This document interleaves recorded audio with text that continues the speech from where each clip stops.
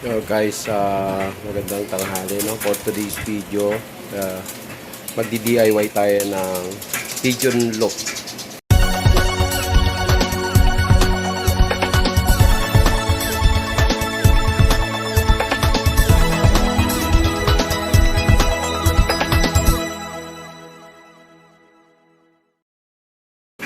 Yan. Ito. So, nabuo ko na yan. Bali, landing board na lang yung kailangan kong gawin sa kapintuan. Tapos bubong. Yan. Tapos yung iba accessory siguro, to follow na lang. Orderin na lang natin. Kasi yung sahig niya, lalagyan pa natin ng gano'n. Yung parang plastic online. So, landing board ang binubuo ko. Ito yung mga gamit. Grinder. Yung barena natin guys, sumabog. Siguro masyado na rin sa luma. Kaya importante talaga yan, welding machine saka itong grinder. So makakabuo na tayo yan loop. Purong metal no, walang wood. So mag-welding muna tayo guys. Bubuuhin ko lang tong landing board. Yan. Welding muna tayo ng landing board.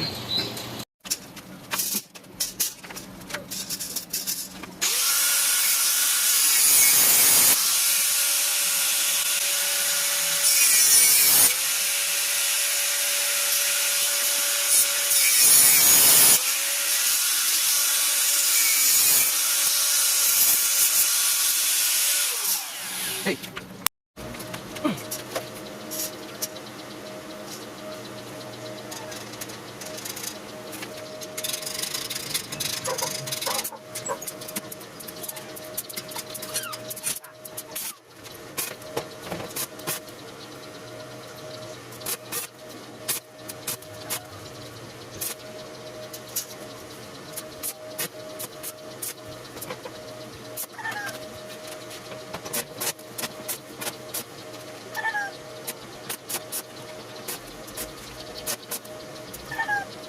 So, ayan guys, no, nagawa na natin yung landing board. Yan.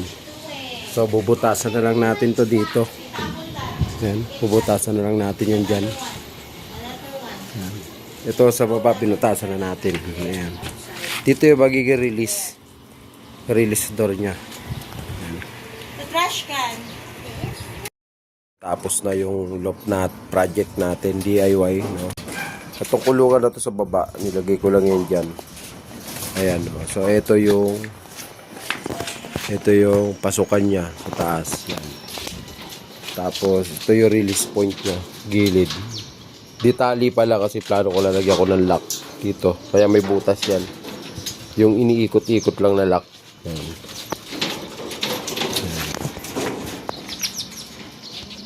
Ayan guys. Yan. So, ang haba nito is nasa 50, ano to 59. Nasa 59 ang haba ng lapad niya. 59 inches, hindi ko alam kung ilan sa ano yung centimeter. Yan. So, ito yung ano natin, pinto. Tinali ko lang kasi lalagyan ko din yan ng lock. So ito yung bukasan. Yan. Yan, laki oh. Yan, para pasok yung tao. Yan. Tawag dito sa yero na to. Stranded ba tawag dito? Yan.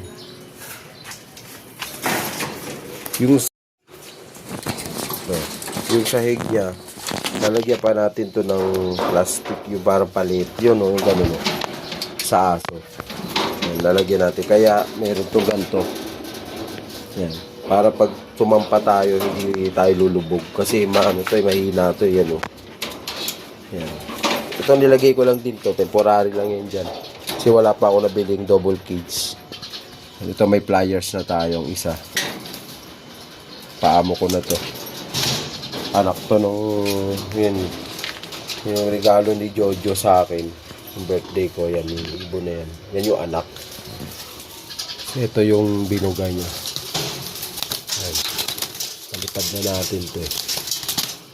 Pakawala ko na yan. Pero hindi, pinapasok ko na kasi may pusa dito nagagala. Baka pusain. Yan. So ito yun, kabuuhan ng kulungan natin guys.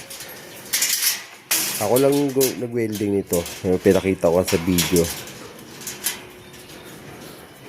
DIY lang natin tong loop natin. So, tumingin lang ako sa internet ng mga design. Dapat ang release point nito, yung ganito dapat dito, doon nakalagay sa harap. Pero para siyempre, space saver dito sa parking. Si parking ko lang to eh. Ayan. So, yan. So, yun lang yung loop natin guys. Maganda naman siya tignan sa labas eh. Malinis. So, medyo mahirap magpalipad dito kasi matataas yung mga bahay. So ito yung magiging entry ng ibon dyan pag manggagaling doon. Sisisid papunta dyan. Ayan. Nadapo siguro muna dito. Tapos tilipad na dyan. Ayan. So yun lang guys. Ito yung bahay ko. Ayan. Mag-aabang tayo ng ibon dito. Ayan o. Galing doon, sisisid dyan. Yun yung loop ko guys. Natapos na siya. So, update ko kayo pag may paleta na.